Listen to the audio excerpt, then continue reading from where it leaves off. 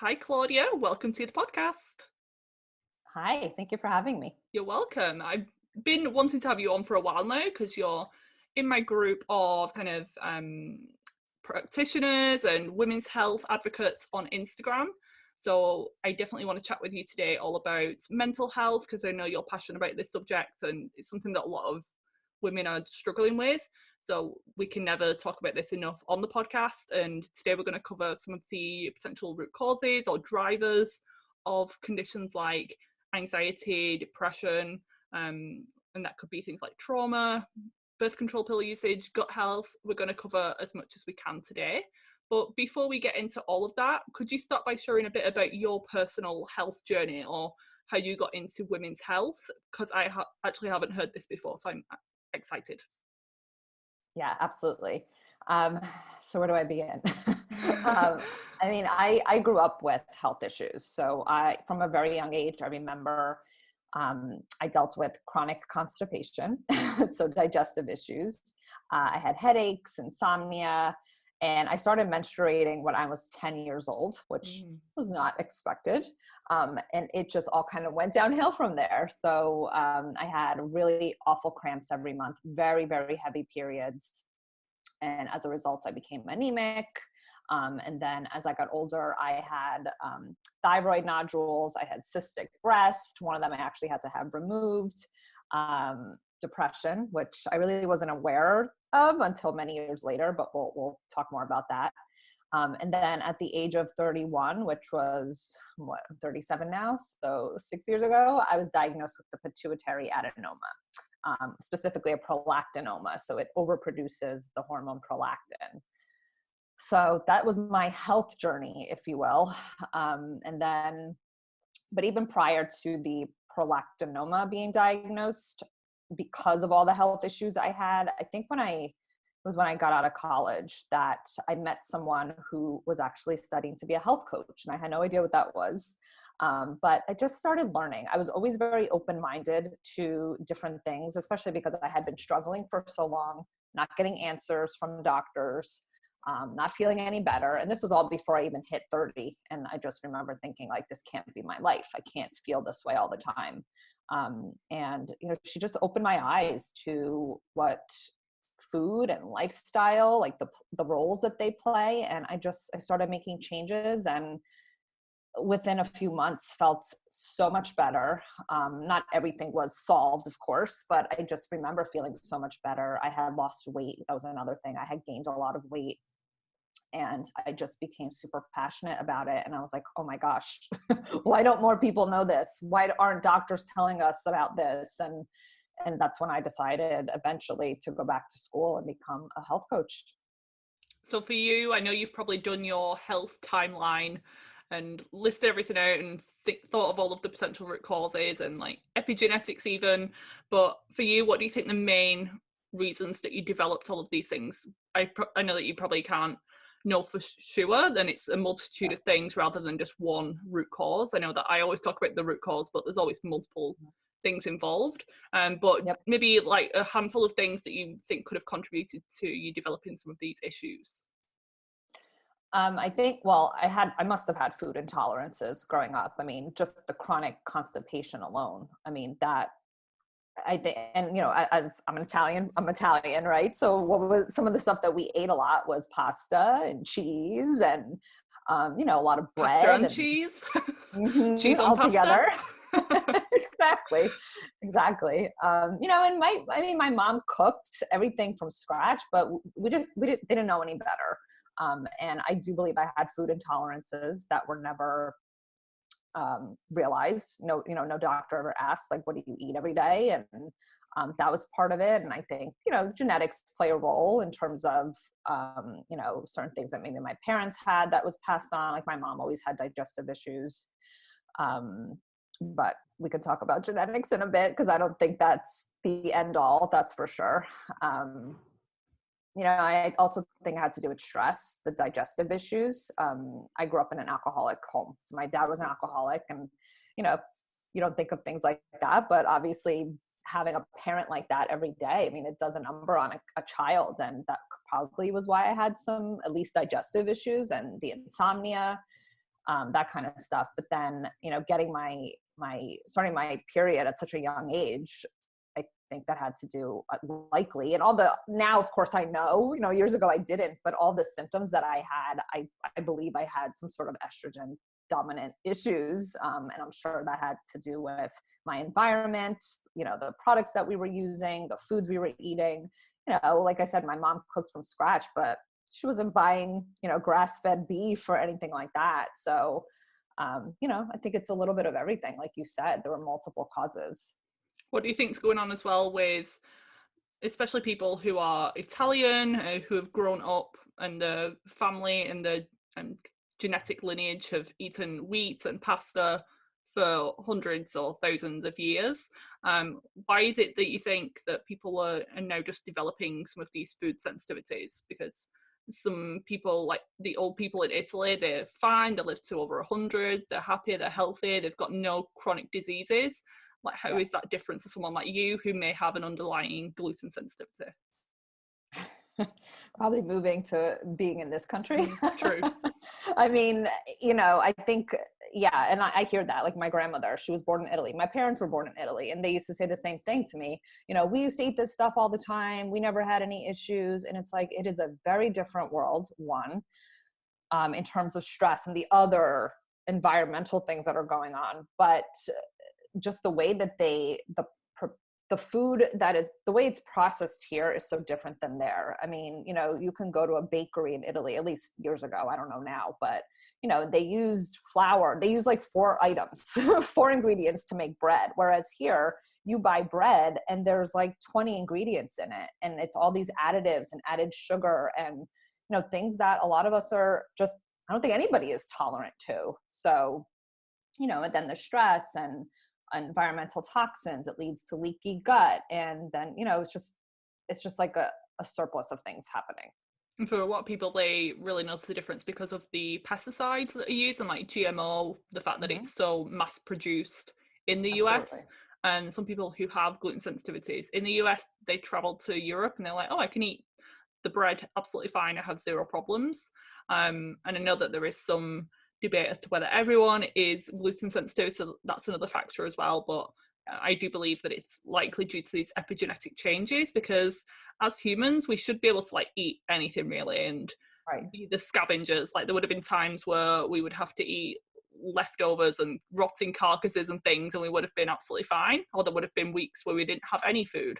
So we should be very adaptable. But I think it's now the modern world and glyphosate and some of these chemicals that are being sprayed on our food and in our air pollution that's causing us to be more reactive. It's just filling up our stress or toxic bucket. I like that analogy. And with the approach to your health, so you had the hormone imbalances, the digestive issues, and the kind of thyroid issues as well. How does the approach differ from like a conventional medicine approach to more of a holistic or functional medicine approach that someone like you or me would tackle it with? Yeah. So I remember going to different doctors and, just trying to figure out why I was having all these health issues. And like I said, nobody looked at food or, environmental toxins or genetics. Nobody did like a genetic test. I mean, I don't remember even having that conversation with anyone. And what they did was they give you a pill for an ill, right? So it's just this topical solution where it's like, all right, well, you're anemic, let's give you an iron pill. You have pain, let's give you a painkiller. Your hormones are imbalanced, let's give you a birth control pill. And that's what I did. That's what I took. I didn't know any better. My parents didn't know any better. Whereas what I've learned from a functional perspective is we try to understand what the causes are of these symptoms, because that's what they are. They're symptoms. And getting to those root causes so then we could make some changes and improve the symptoms. And that's essentially what I did for myself. And I mean, it made a world of difference in my life. That said though, like even some nutritionists and functional medicine practitioners are still in that mentality, like let's just swap ibuprofen for turmeric, and let's just swap the antacid that you're taking for slippery elm. And that's better because they do come with less side effects, but kind of still doing the same thing, and it's known as green pharmacy. You actually want to dig a little bit deeper, and rather than looking at the tip of the iceberg, looking underneath and seeing, right, what's actually going on, because it could be a slippery slope. Once you start on one medication, you end up on another one to offset the negative side effects. And with antidepressant drugs in particular, because we're going to talk about mental health today, yes, they're amazing and can save lives in certain situations. But the problem is that they're not really addressing the root cause. There's some debate as to whether the chemical imbalance theory is accurate or not, but people aren't really aware of the negative side effects that could potentially come along with antidepressants. So would you just cover maybe some of those things, and then we'll get into like what can be done about it naturally? Well, I mean, it's similar to most medications where they can be considered a toxin, and you're putting that in your body long term. A lot of these antidepressants don't really work long term. They kind of stop working. They could affect your gut health, which we're seeing more and more studies and just a lot of research on that, where it all starts in the gut, right? Everybody says that. And there is a lot of truth to it, where if you have things that have not been addressed, leaky gut, nutrient deficiencies, pathogens, infections, and so on, it's going to affect your mood. And, when you're adding these medications to that, and they're now causing deficiencies of very important nutrients, that's a problem. And I see this. I've seen it with my own family members, people who have taken antidepressants for years, and their health is it's a mess, unfortunately. And the other thing that scares me, I think more than anything, is that a lot of these antidepressants can cause even more issues, or, the suicide rate. A lot of people have experienced suicidal thoughts when they're on these antidepressants. It's just, I'm not anti-medication by any means. I do think there's a time and place for it, but I don't believe in this lazy, I don't even like to say the word lazy, but it feels like it's lazy medicine, where we're just giving medication out willy-nilly without educating patients on what the side effects are, or looking at what else could be causing this, and really pushing a preventative mindset, whereas, okay, what can we do to make you feel better every day? So I do feel bad for conventional practitioners or doctors, because they literally get, in the UK, I know it's like less than 7 minutes per consultation.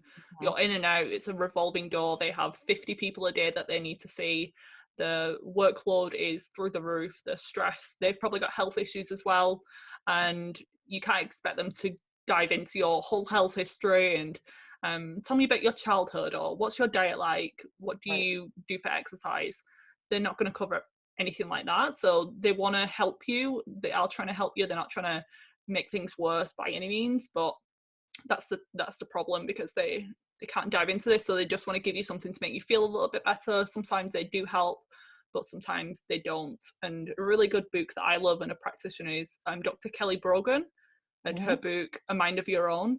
That's amazing. It's all studied as well and referenced at the back. There's like literally pages and pages of references. So I think everyone should read that, especially if you or someone you know is struggling with mental health concerns. And for you as a child, like with the stress that you were going through, do you remember at the time like feeling that? So I know that you had that constipation, and sometimes that could be due to stress and food intolerances, as we mentioned, but do you remember at the time that affecting you, or is it just when you look back and just thinking like, how did I get through those situations? I think just looking back, I'm like, wow, that I don't remember. I honestly don't remember. I just remember feeling pain all the time, having to be rushed to the hospital because I would get these sharp pains in my side and my back, and my parents just didn't know. And so what would they, you go to the hospital and it's like the acute care, they just give you like a laxative or a painkiller. And that was like on repeat in my childhood. And how does stress affect the gut? So physiologically, kind of what's going on? Kind of like shuts everything down. You're in this fight or flight situation. I often tell people, when you're eating, a lot of folks say, oh, it starts when you're chewing. It starts in your mind. Like if you are I think you posted something recently. You were watching the news while you were Oh yeah, eating. that was You know, yesterday. and yeah, My I mean, stomach's still in knots after yeah, trying to eat that meal, and and I was watching stressful news. right. And we all do it. I mean, I remember when I used to work in corporate, I would sit at my desk working and eating my lunch. It's like you're not paying attention to the food. You're not able to chew your food properly. You're rushing through it. Of course, you're not going to be able to not only break down the food but absorb the nutrients from it. So it's just like it's a vicious cycle. And I always recommend mindful eating, so moving away from your desk if you can, go into kind of a lunchroom if you've got one at your office, or even outside would be amazing if it's not like minus 30 like it is in probably New Right. York and England, but that you're getting like a 2-for-1 there with the sunlight and just being Mhm. away, not associating your workspace or your bed with eating. Just try and slow down, chew your food, like very simple stuff that your grandparents probably were telling you about for years and you ignored them, but it's because it actually works and it makes a huge difference. And you need to be in that rest and digest mode to actually benefit from the food, because you could be eating like Mhm. the best meal in the world, taking all your supplements, but if you're stressed and eating, that's one of the worst things that you can do. And then we do know now that there's this huge gut-brain connection, and in some cases it's known as the second brain. And I Yep. really agree with that. And some people are actually saying it's maybe the first brain because there's so many messages sent and it's so crucial to our health. And you said at the start that gut health is everything. Everything starts in the gut. Like, why do you believe that? I mean, if you're not getting the proper nutrients and we need nutrients in our body, right, to do all these different functions, like minerals, for instance. Minerals, I feel like, are so overlooked, especially in conventional medicine. If you're not getting your magnesium, your zinc, your iron, all those things from your food, it's going to affect your health. So, I mean, that's like the first thing I work on with clients is it's like my first question: what do you eat every day? And how do you eat? Are you rushing? Are you driving? And nutrient deficiencies play such a huge role in, hormone imbalance and just anxiety and depression. And I see it with a lot of clients. So, I swear doctors only think there's iron deficiency, B12 deficiency, and folate deficiency. They check those three because they're tested in blood. Whether the reference range is good or not, that's a whole nother story. But when you start to mention about zinc and manganese and chromium, they're just like, no, that's not real. That her test that you're doing isn't real. It's a waste of right, money.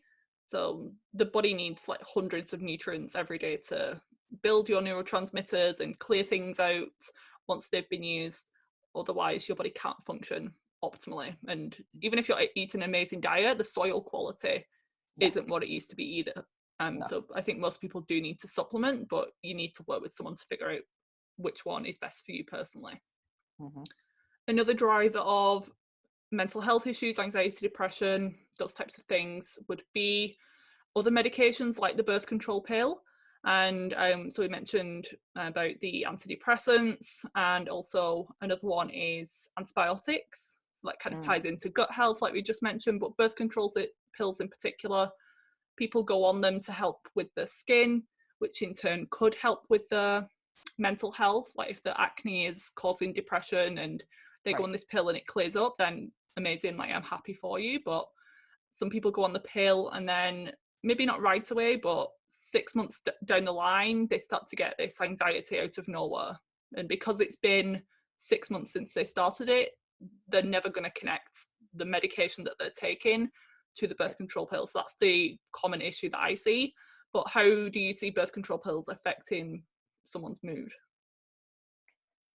Well, it could deplete key nutrients, right? Folate, B vitamins, again, those minerals that are really important, like magnesium, selenium, zinc. It can cause inflammation in the gut, long-term use. That's going to affect your microbiome, your bacteria. Um, I mean, that's really what I see. And a lot of these women that come to me, like, they have been on the pill, and myself included. I was on it for about 13 years. Oh, um, yeah, 13 years. mm, And it was very convenient. We're told that it's convenience. That's exactly what it is. And we don't realize that the long-term effects of it. And, I personally had a leaky gut, in addition to, of course, which I didn't really get into, but I was a vegetarian for many years. So I wasn't vegan. So I did have some animal foods in my diet, but not enough, not nearly enough. And I was eating, a lot of gluten at the time. I didn't know. And so it was like a double whammy. I was on birth control pill, on the birth control pill for 13 years. I wasn't eating the right foods. My gut was a mess, and it took me years to repair it. And I'm still repairing it, many years later. Yeah, and people think like, oh, I'm off the pill now, like it'll be out of my system in a few weeks and I can just start trying to get pregnant.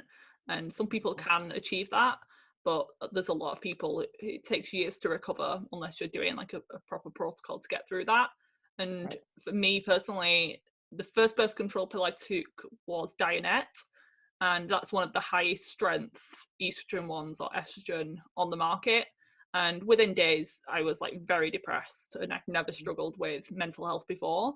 Wow. And because they told me that, oh, it's going to help, it's going to be the best thing, it's going to help clear your skin, stop your hair loss, I was trying to push through it. And it was actually my mom who was like, no, you're very depressed, like I can't put up with this. So I was like, no, I'll be fine.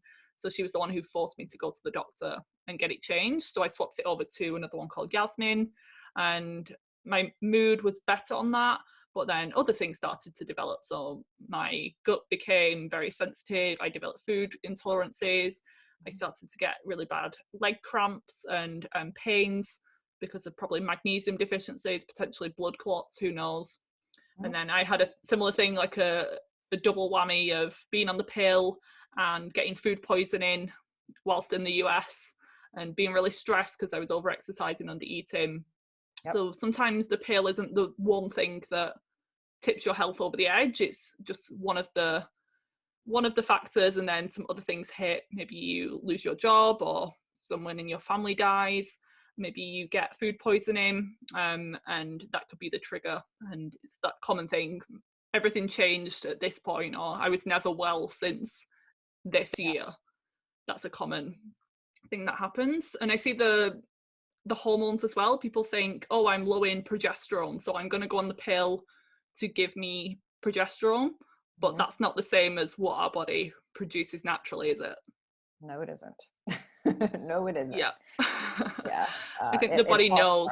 Production of hormones, and especially for these women like myself who were on it, it's like I went on it, I think I was 17 at the time. And I mean, at that point I was past like the puberty stage.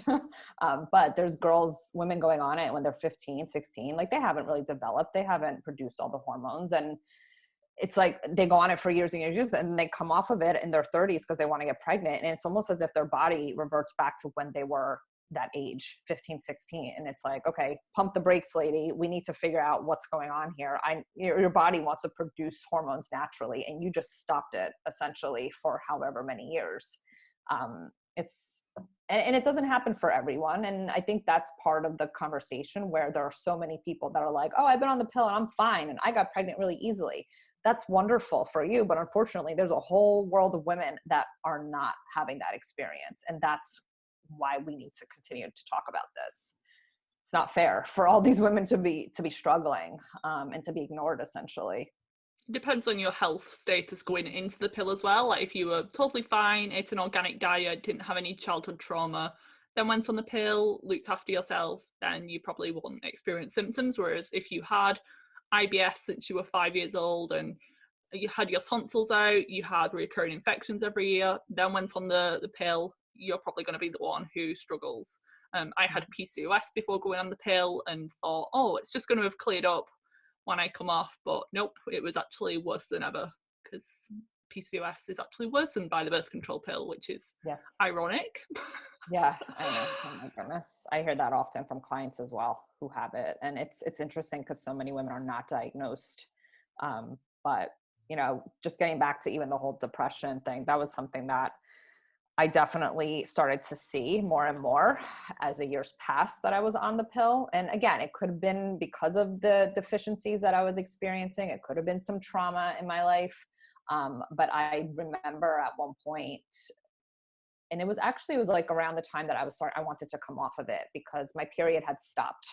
It just stopped. And I remember going to the doctor, my gynecologist, and she kind of laughed and she said, "Oh, women would love to not get their period. Don't worry about it." Oh yeah. I mean, talk about steam coming out of your ears. I was so angry. Because I was like, well, this is not normal. I've had a period all my life, even on the pill. And like, why all of a sudden did it stop? And I remember at the time just being really frustrated, but being so depressed that I said to my boyfriend, I just looked at him one day, I had tears in my eyes, and I said, I just want to die. I just want to Oh die. my God. Oh yeah, it was pretty bad. And he of course freaked out. He's like, oh my God, like what's happening? And I mean, he knew like I had struggled with depression a bit. And it was almost it was a wake up call for myself. And luckily I was present enough to know that this is not normal behavior, that this is not how I should be feeling. And that is when I was like, no, I'm getting a second opinion. I'm coming off of the pill. I'm going to do whatever I can. And that was around the time that I actually became a health coach. So I was even more awake at that point, like, oh my gosh, I need to change my life. And luckily I went and got a second opinion, and we found out that I had a pituitary adenoma. And you know, there's some research out there saying that that could have been linked to the pill. And I don't know. I don't want to say anything because I don't know for certain. But it's something that I'm still researching, trying to figure out. So are there any other symptoms that could point towards this being a problem, or is it just something that's picked up on a routine blood test? What, the prolactinoma? Yeah. Oh, so not getting a period, high prolactin. Some people experience weight gain, depression. I was reading about that recently, how high prolactin can cause depression. And they say, like, you know, when women are, you know, after they give birth, a lot of women are experiencing postpartum depression. It could be because of the rise in prolactin as well. So, yeah. And sometimes the kind of breast milk production as well when you're not pregnant. Oh, yes, can be another one. Yeah. Yeah, like which lactation. I didn't have that, luckily. But yeah, some women do experience that, and you know, they're not pregnant. They're like, why am I producing milk? It's so bizarre. But yeah, I haven't experienced that. And even for depression as well, sometimes people don't think that that's something that they're dealing with because they maybe have had friends or loved ones who have really struggled, and they've maybe cared for them, and they think, oh, I'm not nowhere near as bad as that. Like, I'm not struggling that much. But I remember at one point as well, Googling, like, am I depressed? Because I'm like, I don't know anymore. Like, I feel some symptoms, but I don't know if this is considered depression. I don't know if I'm just being a hypochondriac. But are there any like symptoms that would indicate to you that someone is depressed, or like things that you've experienced that, because obviously low mood, but are there some other things that can indicate depression or like go alongside depression as well? Yeah, well, it's funny you say that because I never realized I was depressed. And I actually, like people in my family, a lot of people in my family experienced anxiety. We had some people that had depression, but I always thought of myself like that, you know, I was a stronger person and that I didn't have it. But I always felt this sense of melancholy where I never got excited about anything, like nothing really, I never had like a really happy mood. And we used to kind of joke around. That was my disposition, that I was sarcastic, that, you know, I kind of was just like, you know, laid back, if you will. Yeah, exactly. But then, you know, I remember talking to a therapist at one point, and I did go for therapy at one point in my life for quite a while. And she said to me, it sounds to me like you're depressed. And I was just kind of taken aback, like, oh, I guess I never thought of that. But, you know, so anyway, to answer your question, some other things were, like just this constant melancholy, not getting excited about things, not really having any passion for anything. Of course, anxiety. Sometimes they kind of go hand in hand. Not being motivated to do things, not wanting to take care of yourself. And fatigue could just be just don't want to get out of bed, don't want to exercise, and exercise is like the best thing for mental health, but you're just in this vicious cycle where you don't want to leave the house, you're cancelling plans all the time, and that could actually cause some stress in relationships. Did you ever find that at some point, like you were arguing with your partner, or you lost some friends? Not so much the depression. I think, well, definitely when I was on birth control, I had those mood fluctuations, like those mood swings where I was very irritable.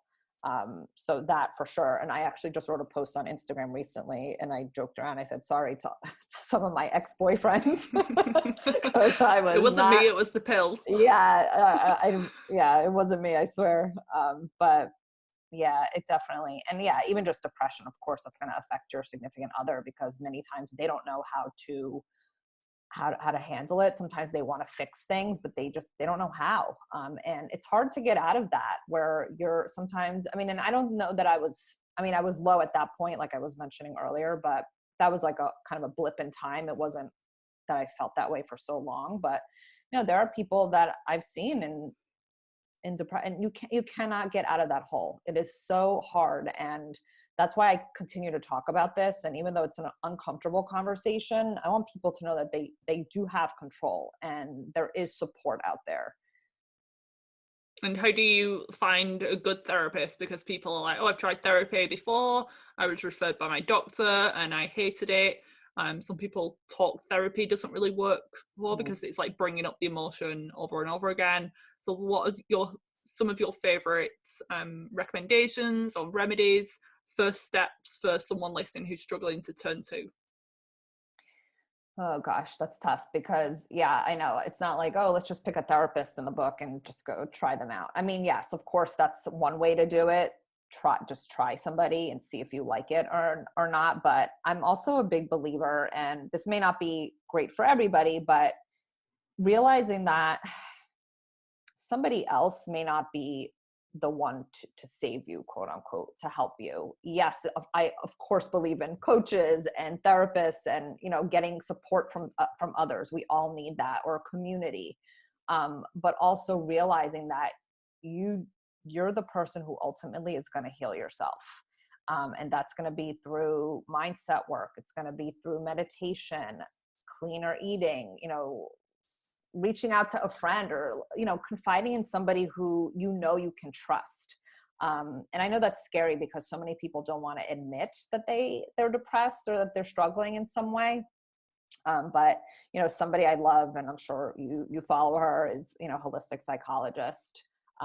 Mostly because she speaks a lot about that, how you have control and you have to self-parent yourself.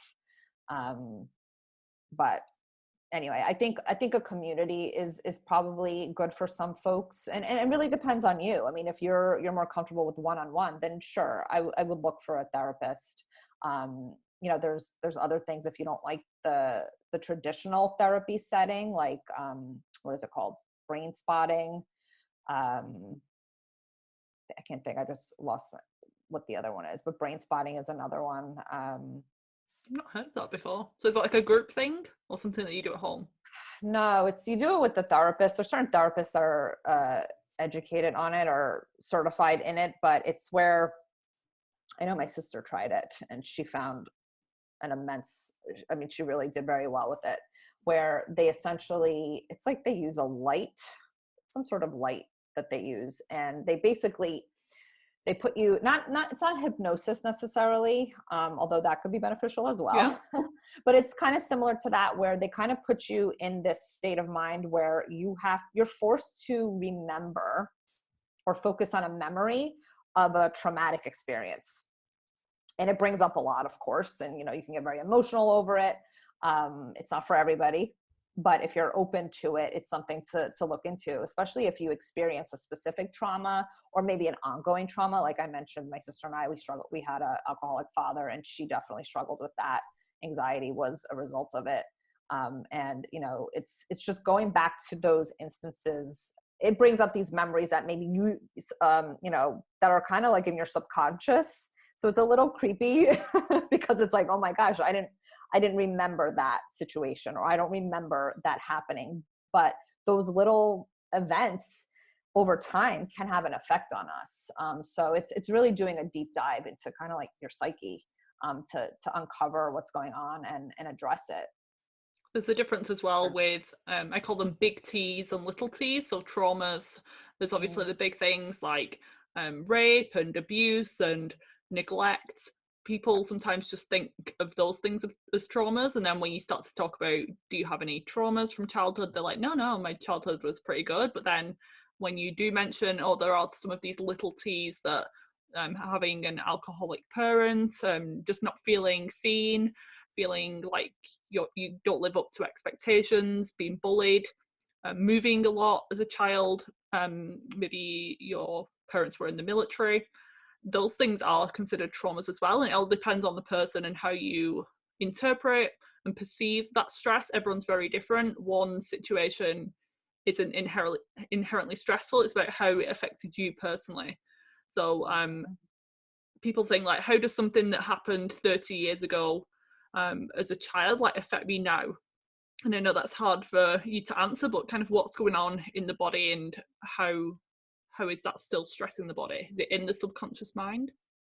Yeah, so I'm trying to think of an example. Like, what you just said about how a lot of people think like, oh, I had a great childhood, or, I didn't have any traumas. But even something like having a parent who was a perfectionist, that can really weigh on you. And as an adult, you become a perfectionist. So you put this added pressure on yourself. And that's something I saw in myself. I like to give examples because that's at least how I best, Yeah, definitely. it's relatable.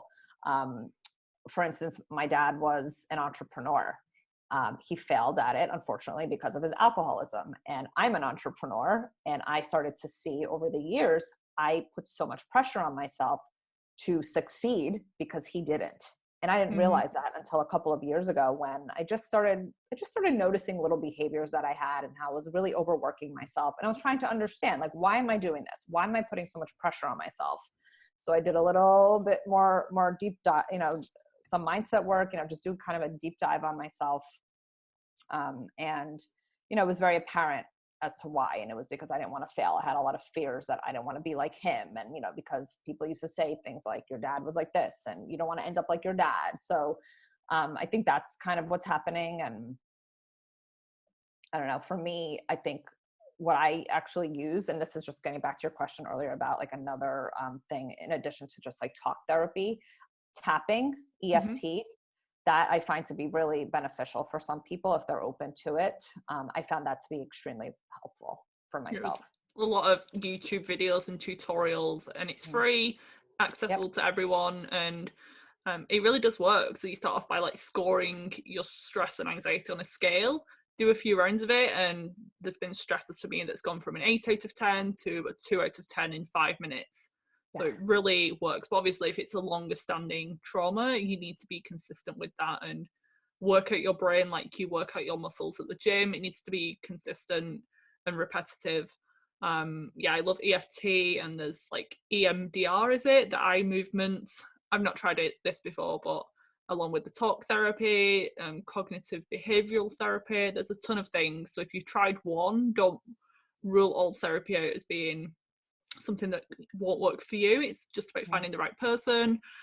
Some of the therapists offer like a free call, like some nutritionists and practitioners do, just to make sure that you're on the right page and they can help you in your situation. So maybe that's worth looking into as well. And I'm curious, do you think that mental health issues are on the rise, or do you think it's just because we're becoming more open and talking about our feelings more? Do I think they're on the rise? Yes, unfortunately. Okay. For what reasons? Just the modern day living, it really puts so much stress on us. But I am hopeful that there's this awakening because of people like you and I, not just because of people like you and I, but people who have gone through this stuff. They're just demanding more of their healthcare, and they're demanding more of themselves, and not giving up, and not just saying, okay, this is my life. Like, they want something different. They want change. But I think, with the rise of social media and, the toxins in our environment, the poor food quality, all of this just compounds, and it does affect our mental state. All these medications that keep coming out, and that doesn't seem to be going anywhere, unfortunately. And that scares me, that people are so quick to jump to medication. And, I don't want to just blame conventional medicine. I think there is a huge personal responsibility component where folks are not compliant. I mean, you can go to a doctor, and your doctor may say to you, You got to start exercising more. You have to start eating healthier. And, there's a lot of patients who just don't want to do that. And they want that quick fix. They want the pill. So what is a doctor supposed to do? So it's a little bit of everything. I think we all collectively need to open our minds and be willing to make these necessary changes.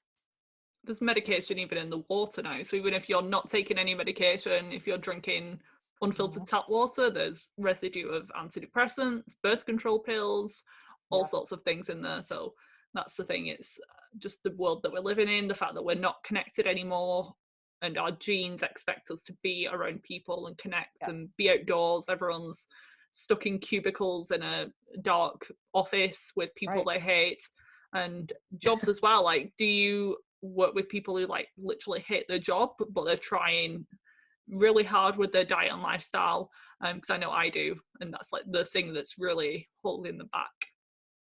Yeah. And I mean, I experienced that as well. I was in several jobs that I hated, but I have some clients who their job is their number one stressor. And, and I've said to them, I mean, I recently had a client and I said to her, have you considered looking for another job?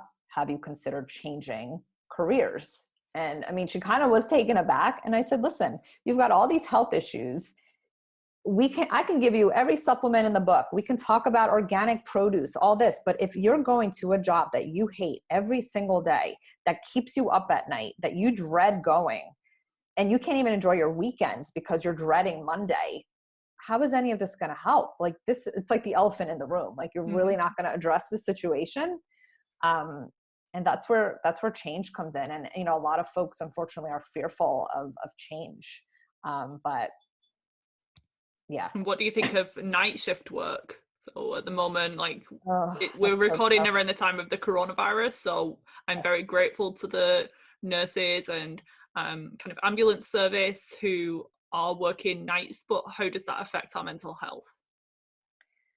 Oh my goodness. That one's so tough because that's how that's their livelihood, right? That's how they pay their bills. And, there are jobs, and of course I applaud them and I admire them. I'm so grateful for them for the work that they're doing. But it does a number on your circadian rhythm. I talk about this often with my clients. Rising with the sun and settling with the sun. If you're not doing that, it's going to disrupt your hormones, right? And then that in turn is going to affect your sleep, your mood, and everything else. So it's tough. I mean, for those people, and I did have a client recently who it wasn't so much as a night shift, but she would be working until like midnight or so. So by the time she got home and would eat dinner or whatever, it was like 1:00 in the morning that she's going to sleep. And I said to her, do focus on the things that you do have control over, what you're putting in your body, movement, and she was overdoing it with her exercise. And I said, this is not great for your cortisol. We need to get you to a place where you're doing safe movement. I am absolutely on board with exercise, but you need to not overdo it if you're already disrupting your circadian rhythm, your hormones, because of your night shift work. So I don't know, I try to tell people focus on what you do have control over. The effects on our hormones is huge with circadian rhythm. Like if you're sleeping in all day and not getting outside and going from your home to your car to your office and back, never being exposed to sunlight, that can really mess with your adrenal health and cortisol pattern and even your menstrual cycle length. Yes. And as women, like we're very connected to the sun and the moon, and that can really affect ovulation and those things. And even with mental health and hormones, like having a low thyroid function can sometimes be the one thing that creates depression and anxiety. Yes. So thyroid hormones and adrenal fatigue and low progesterone levels, these are some other hormone imbalances that can drive mental health issues. And I know you work a lot with hormones and women's health. So what would your approach be to, like, what are some top recommendations for hormonal health? Just overall, like where to start? Yeah. So like if someone has depression and low mood and has just figured out that she has a thyroid issue, like where would you start? Because we've just mentioned like genetics and gut health and nutrient deficiencies. People are probably listening and like, oh my God, right, this sounds amazing. Like there's some answers and hope out there, but where the hell do I start? Yeah, where do I start? I always start with food. I always start with food. No matter what somebody comes to me with, I'm like, what are you eating every day? Let's start there. I think because it's pretty easy. I don't want to say easy. It's not easy for everybody, but it's somewhat easy to change. We can look at your diet and make some tweaks fairly easily. That's the first thing. And then we look at their sleep. How much sleep are you getting? What is your sleep schedule? Like I mentioned, circadian rhythm. Are you getting up in the morning and are you looking at your phone, or are you going outside and getting some sunlight? I push that constantly. It seems like such a simple concept that I think people just can't wrap their brain around it. It's like going outside in the morning, getting sunlight is going to make a world of difference. And they just don't understand that. I'm like, listen, it's really that simple. They're like, yeah, what about this like fancy superfood though that I've been reading about? Right, exactly. It's like, that's great. I'm all about supplements. I'm all about these superfoods, but you need to do the basics. Make sure you're sleeping 7 to 9 hours. Make sure you're eating high quality foods.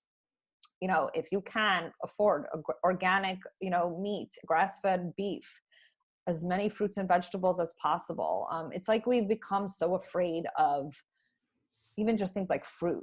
People have demonized it. And I'm like, there's so many nutrients in fruit. And sure, you don't want to be eating fruit all day, but don't never eat fruit. It's like people are eating all these frankenfoods. It's fake stuff because it's low calorie or low fat. And we've just gone so far off from nature and what nature has intended. So yeah, I stick with the basics with folks. And then of course I recommend testing.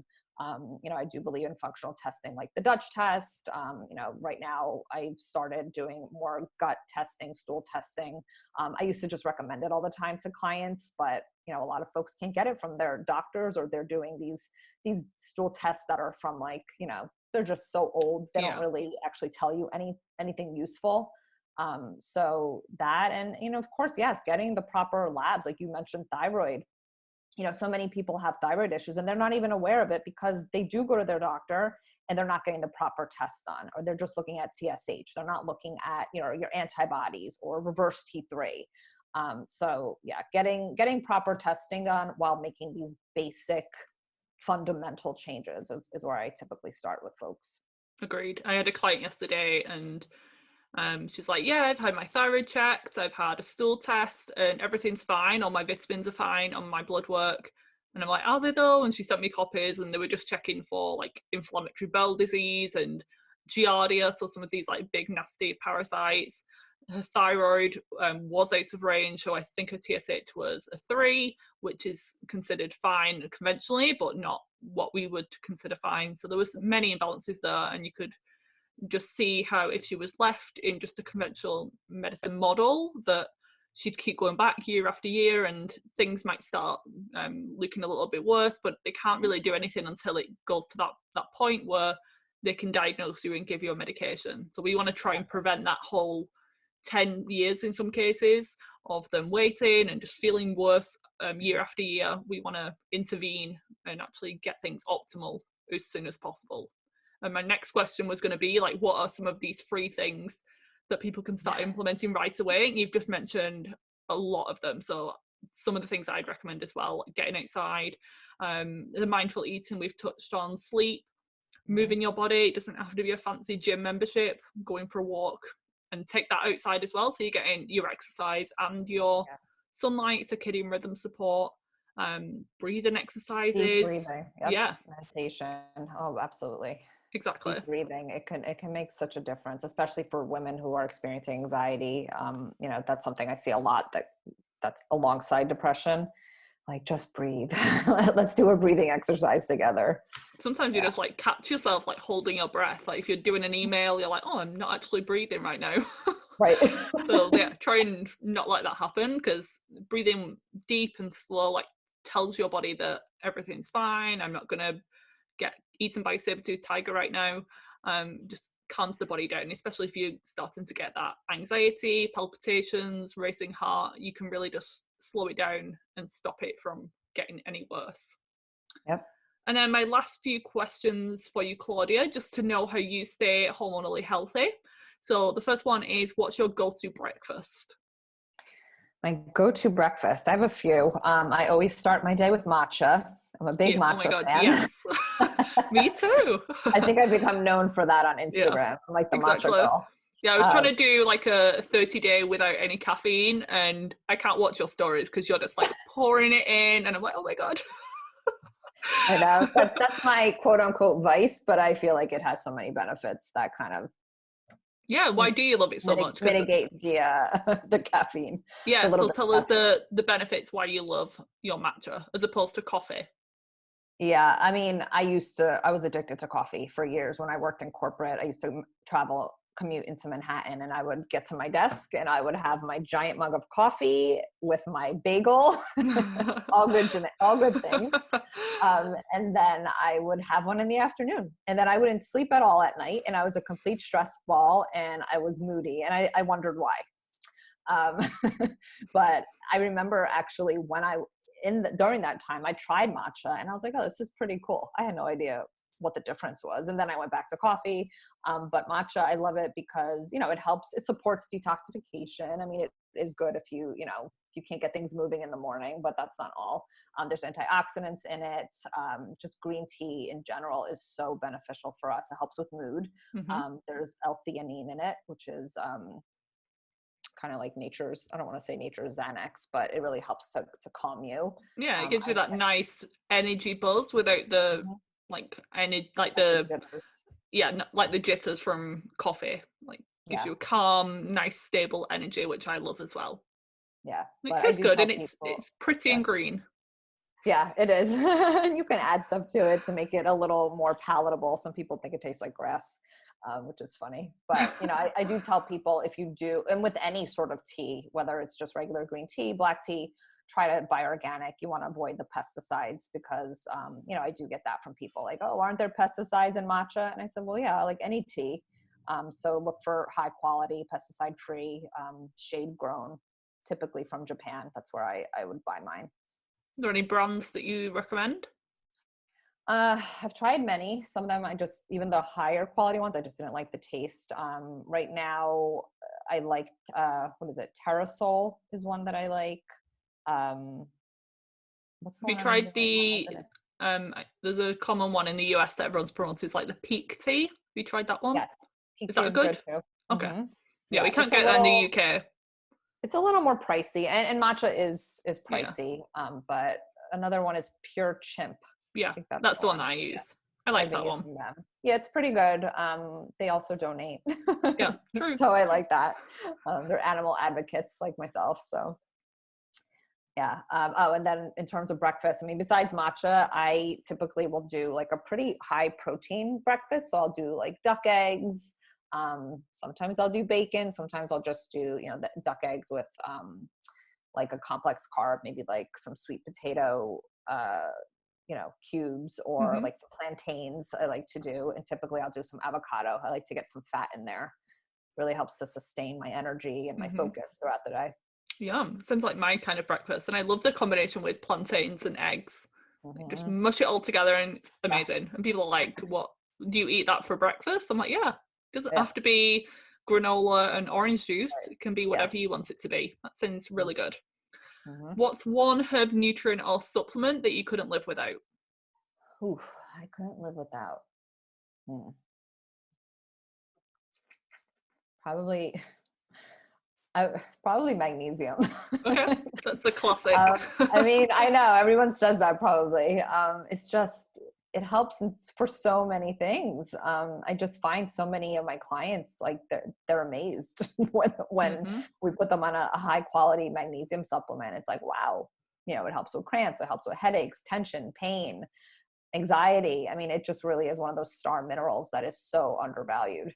Someone told me the other day that it helped with her dry skin. I'm like, oh, I Oh didn't wow. know. I didn't really think of that benefit. I never Yeah. heard that specific one before, but oh, I'll take it.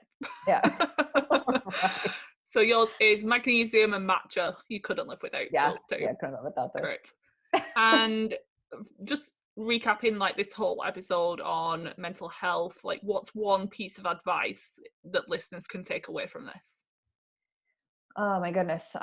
You have so much more control than you think. And I say that to everyone. because I think we've been led to believe that we don't have control over our health. And we really do. The foods we eat, everything we put in our skin, in our body, on our body, the thoughts that we have, all of that affects our health, and we really do have control over it.